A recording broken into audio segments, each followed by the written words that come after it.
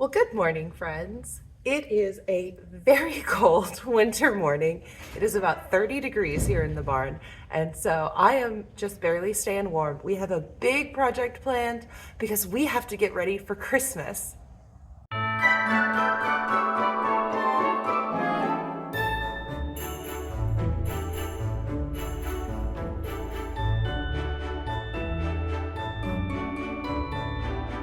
Now, when I say Christmas, I mean, okay, so technically our animals don't actually celebrate Christmas. I know, it's terrible. But we do have some really important stuff coming up very, very soon, and we have to get ready for that. The big stuff, namely being kidding season. So right now it is almost Christmas. We're a couple days from Christmas. And 1 month from now, we are expecting our first goat kids of the season. Come on, ladies. Come on, let's get treats. So because our goats are expecting babies in about a month, it's really important that we go ahead and give them their annual vaccinations. That way the mamas will have that in their system and can even pass on some of the protection to the babies in the womb. It's super cool. Come on, girls. Everybody in so I can close the gate. Zelda, come back. Everybody in. Everybody in. Hi, pretty girl. Hi, are you ready? So today is one of those days where I'm really, really happy that I have 2 doors into my milking area because I can lock all of these big girls in one area, do my stuff that I need to do here on this mansion, and then push them out the other door when I'm done. That way I know who has not been done, who has been done. I've already done the sheep, which is why my sleeve is covered in sheep hair because they were less fun. So they don't ever get up on the milking stand. So they were kind of like, what on earth are you doing to me? And fought me a bit on it, but they're already done. We've got vaccines to do on this whole batch. We do vaccines on anybody who's going to be staying around. So we don't typically do vaccines on animals that are going in the freezer, the exception being tetanus. So if we have a boy that we're going to band, we want him to not get tetanus. Tetanus is something that it's an active living organism. And so it is typically found in the dirt. A lot of people think it's in rust, but honestly, it just lives in the dirt. And so when we band a buck, it creates kind of an open wound for a day or two. And that's that opportunity for that tetanus microorganism to get in and can cause, serious damage, ultimately leading in death. So we don't want that.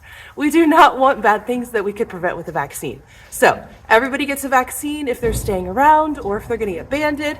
We do not have anybody to band at the current moment. We do have a lot of mamas who are pregnant though, and we want that vaccination protection to not only be in the mamas, but in those babies too. That'll keep them protected just from any potential exposure to tetanus whenever they're born. So let's get started. I have so much to do. All right, who's up first?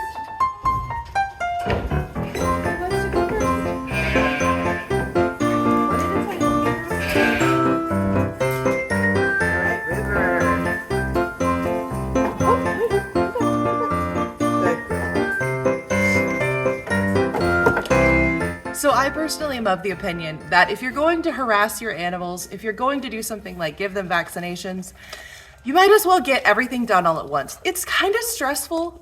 These girls are used to getting milked, so they're in the head gate all the time. This is very normal. They love getting fed. But if they're gonna get poked and prodded, or if this is unusual, it's stressful. And so we are not only gonna do vaccinations today while I have these girls in the head gate, I'm also gonna go ahead and trim their hooves.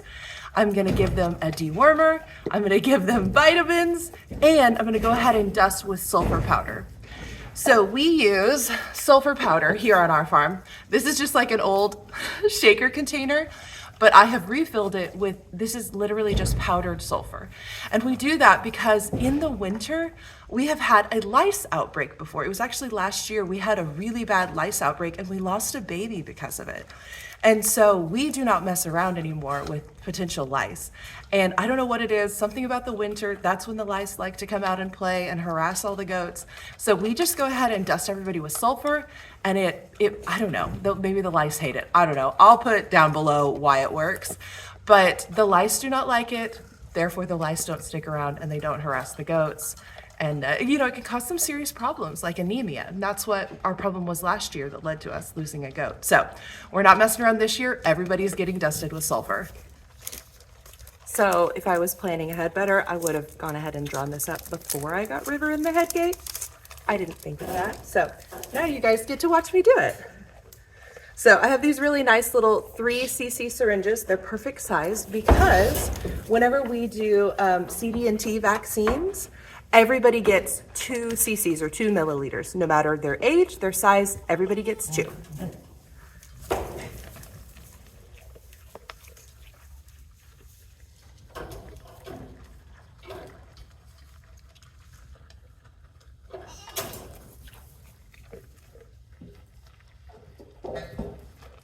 All right, I've got my 2 milliliters.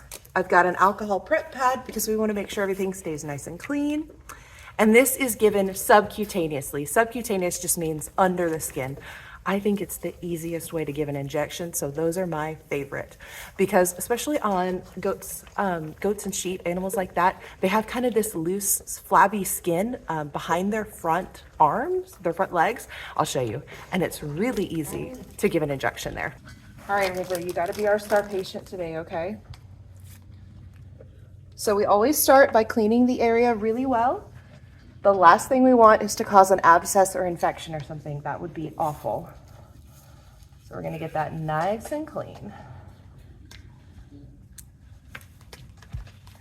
And then we're just gonna kind of pinch the skin. It's really nice and loose. It makes this awesome and super easy. So kind of pinch the skin, pull it away, and we're gonna go just under the skin and insert all of this right under the skin.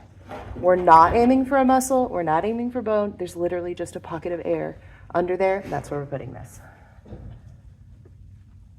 You're okay, good girl. Good girl, I know it's a little pinch. Little pinch. Good girl.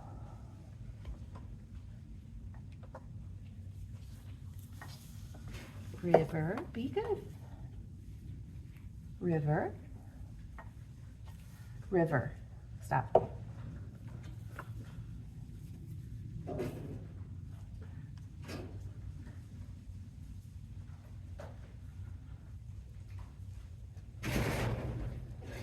There we go.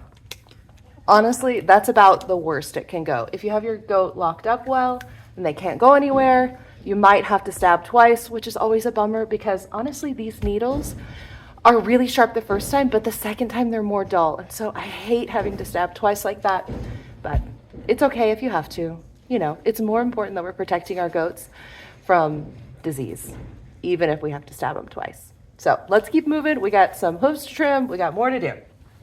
So I have just recently invested in a hoof boss, and I'm still trying to decide how I feel about it. It is definitely faster to trim hooves with a hoof boss. It is literally something that attaches to an angle grinder, and it's basically a tiny chainsaw. I'll get it a little bit closer so you guys can see. Excuse me, River. All right, so it is literally like a tiny chainsaw.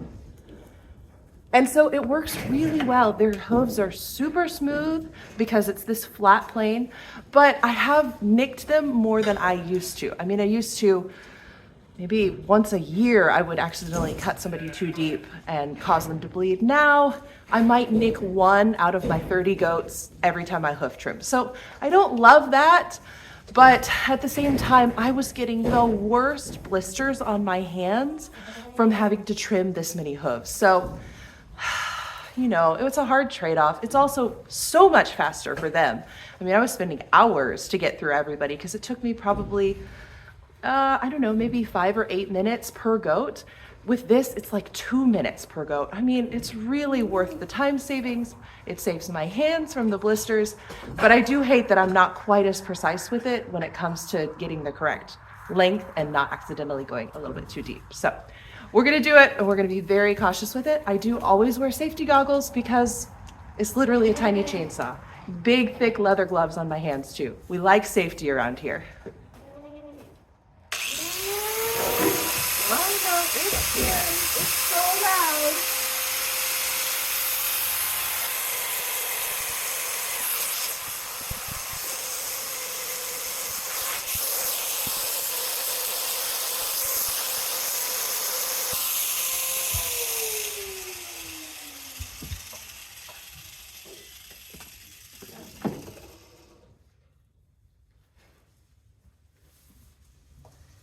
All right, and then our last step is I have my sulfur powder and give her a nice little dusting.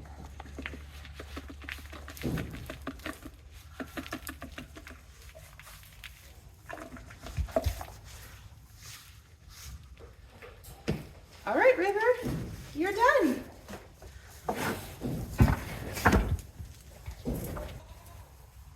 Good girl. All right, one down, like 20 to go. We got so many left to do. All right, I'm gonna put in my headphones and I'm gonna get to work because I have a lot to do. We have got to get all these girls ready for kidding season. I totally forgot to talk about our dewormers. So I make an all-natural dewormer that I use a bath bomb press to make into little balls. And then I coat these little balls with sugar. I know. So I mix up the herbs that help to deworm with a little bit of peanut butter, a little bit of molasses, crush them into balls, roll them in sugar. Oh my goodness. It is the goat's favorite treat ever. And they don't even realize they're helping to prevent worms and parasites. So I love them. I try to give them to the goats weekly. Sometimes it happens, sometimes it doesn't, but it's definitely gonna happen today. So as I'm working through these girls, I realized you guys need to know who's pregnant and who's not. So River's not pregnant, the one we did first. She just had her kid in the fall, and so she's getting a nice long break until she gets bred again in spring for fall babies again. But this girl right here, my lovely, oh, excuse me, ma'am, my lovely Vin, she is pregnant. Now, Vin typically gives me one kid. She's had kids 2 times before, both times was one girl. But this girl's huge, you guys. This girl's huge. So I'm thinking we definitely have more than one kid on board. Let's take a look. Oh, look at that big belly. So Vin has a little over a month still, and she is already mighty, mighty wide. So I'm really thinking, okay, let's talk. Goats are meant to have 2 kids. I firmly believe it. It is my stance in the world. Goats are meant to have 2 kids. Do you know how I know? Let me show you how I know. This is how I know. Count them with me. 1, 2. This is how I know that goats are meant to have 2 kids. Okay, I'm being a little bit silly, but the reality is we have bred, especially milk goats, to produce tons and tons of kids. And typically, okay, I don't want to badmouth anybody here, but a lot of times we as breeders are doing that because we sell kids for our livelihood. And so it's not necessarily in the goat's best interest to have 5 kids at a time. Nature typically wants them to have 1 or 2, maybe 3 on occasion. But we're breeding these animals to hyper-ovulate, have tons and tons of eggs released all at once.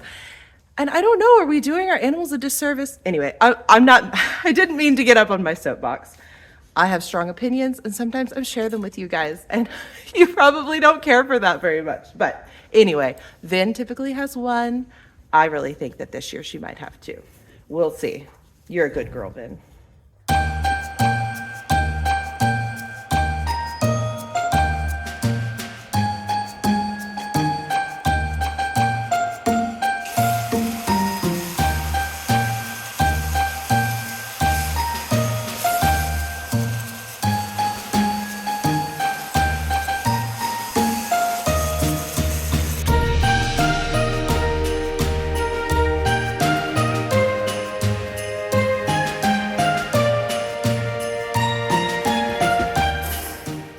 This here is Sweet Ruby.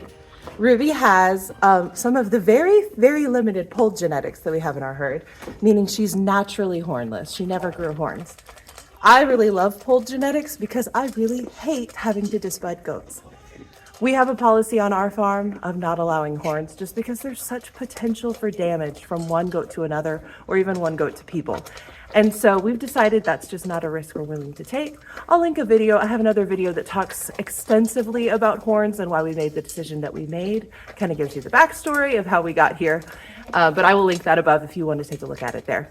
But anyway, Ruby is awesome. She has some of the longest teats I've ever seen in a mini Nubian.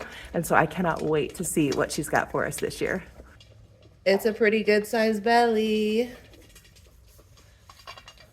Ruby had 2 for us last year, and I'm thinking probably has 2 again this year.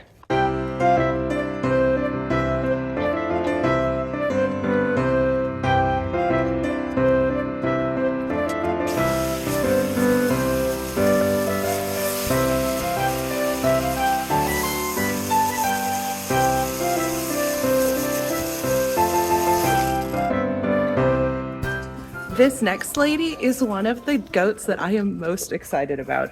So I accidentally missed her heat cycle last year. So she is a full 2 years old, very ready to be bred, but she is gorgeous.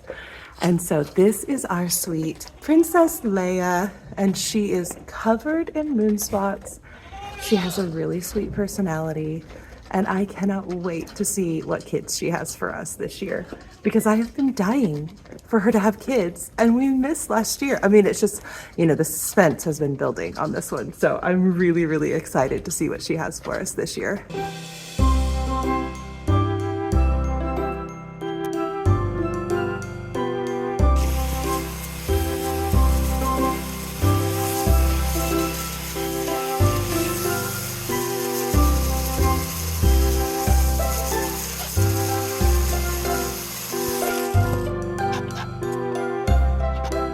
So this next lovely lady is our Sequoia.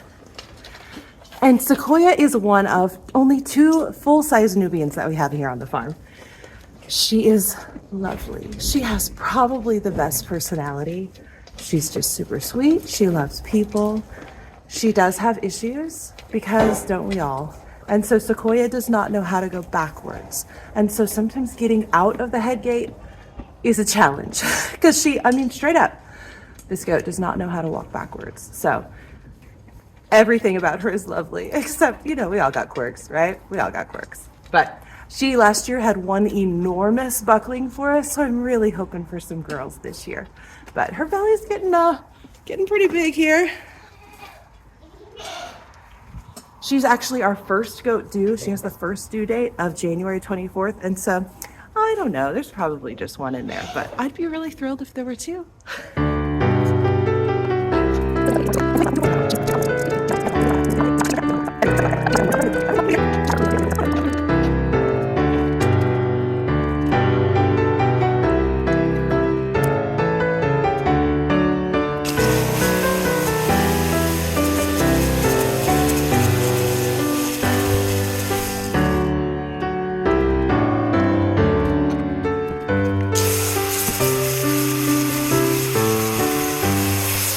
Next up, we have Bella. Now, Bella is kind of our old lady on the farm. Bella is 8 years old. And so she is, okay, let's be honest. I don't keep goats who aren't fun to be around. And so, again, she has a lovely personality. She's quite strong-willed when it comes to the food bucket, though, because girls gotta eat. I mean, it takes a lot of calories to put all that milk in the pail. And Bella not only puts a ton of milk in the pail, she also has decided she would like to always have 3 kids. And so got to make sure she has enough calories to grow all 3 of those babies that are most likely in there. Yeah, it's a pretty wide load already. And she still has over a month to go. So I'm guessing 3 for her. I would love 2. Oh man, I would love 2. But knowing her, it's probably 3.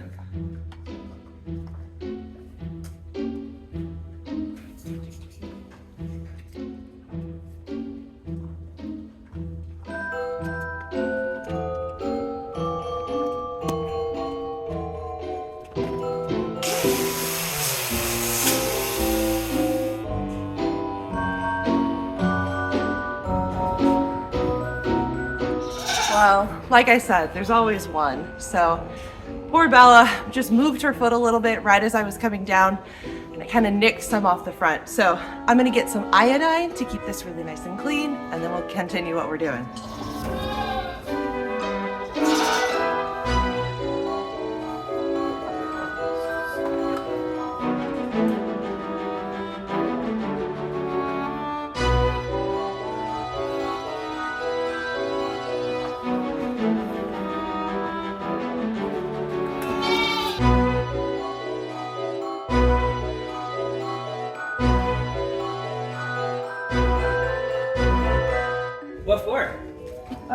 stop.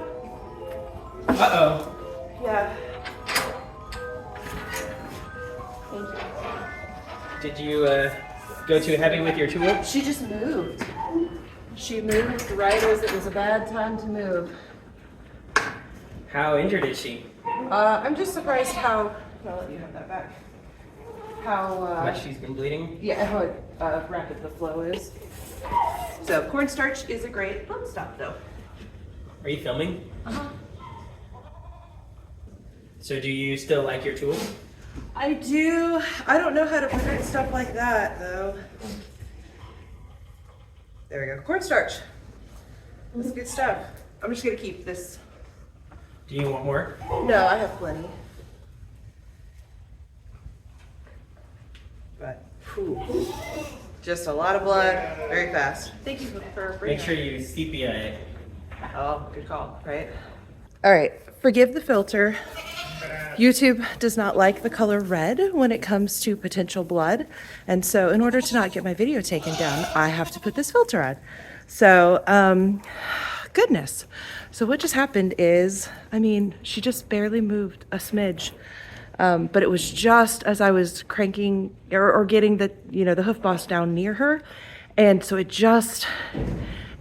hit the front of her hoof.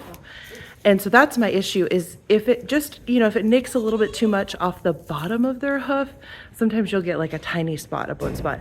This took actually a little chunk out of the front of her hoof.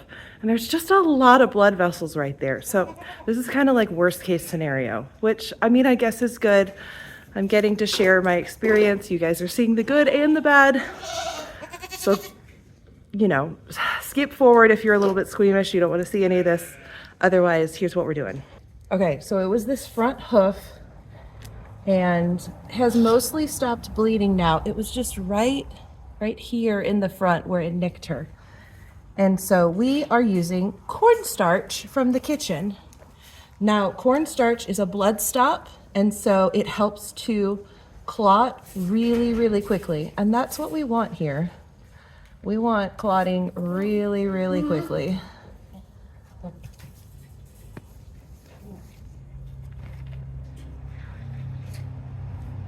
I'm not seeing any blood coming through, so I think that we've stopped the bleeding, which is great. So this is twofold. We're worried about bleeding, first of all, especially in an older goat. I mean, poor Bella. I feel so terrible about this. We don't want the bleeding to last. We don't want to just let her out in pasture and assume it'll clot.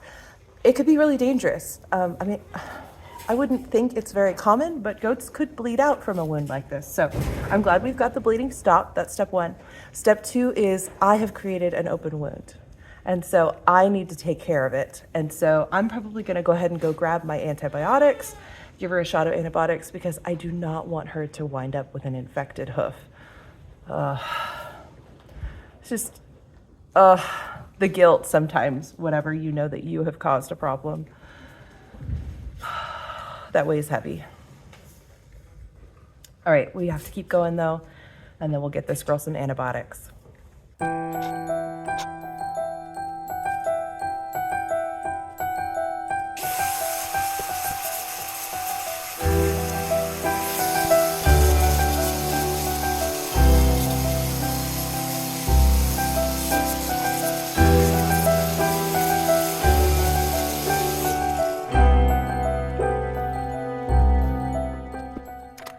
Next up we have our very lovely London. London is our other full-size Nubian, and is she ever full-size?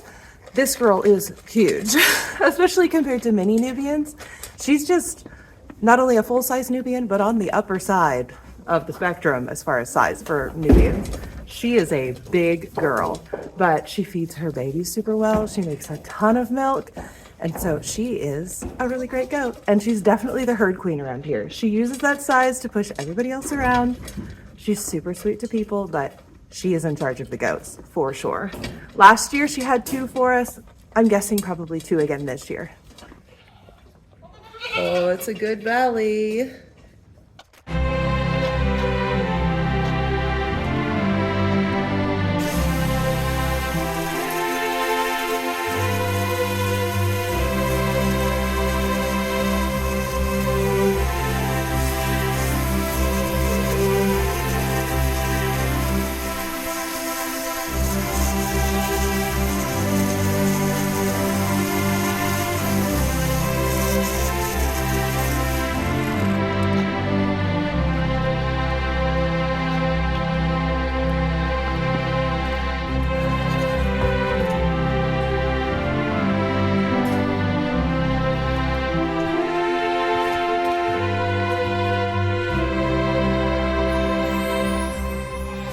And last, but certainly not least, we have our pregnant Amy.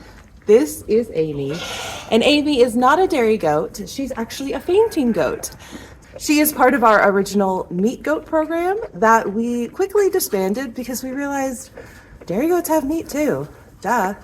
But we kept Amy because she was a bottle baby that my daughter raised, and I mean, that's a kind of bond you just can't sell, that goat. And so my daughter loves her dearly. She sincerely plans to take her off to college. Amy will live with her until she dies. And I don't have the heart yet to tell her that poor Amy is probably not going to make it that long. Goats just don't live long enough for she's 9 now, but Amy's also 2. Amy's probably not going to make it till she turns 18 and runs off to college. So we're going to love her dearly while she's here, though. But Amy is pregnant. She was bred to one of our bucks that we have since sold. One of our smaller bucks that we have since sold, which is why we went ahead and bred her. And she is going to produce just some meat goats for us, just some buddies, but we really enjoy her so much. We wanted to breed her at least once just to see what she produced and to let her be a mom, see how she did. So we're really, really excited. I have no idea what she's gonna have for us because that belly is huge, but her belly is normally pretty huge. What do you think, Amy? 1, 2, 3, 4. I don't know, girl. That's a really, really big belly.